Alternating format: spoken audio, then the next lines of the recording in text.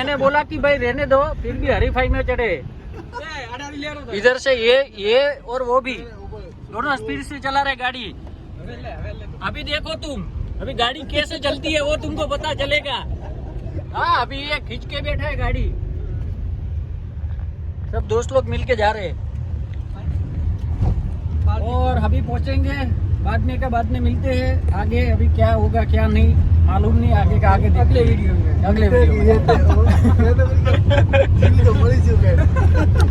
वो पीछे आ रहे भगाते हुए, लेकिन पहुंच नहीं सकेंगे।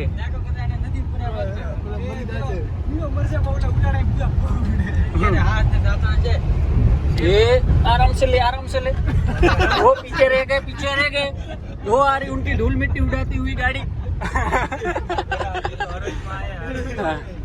चलो अभी देखो पहुंचे नहीं है हम लोग, बहुत आगे।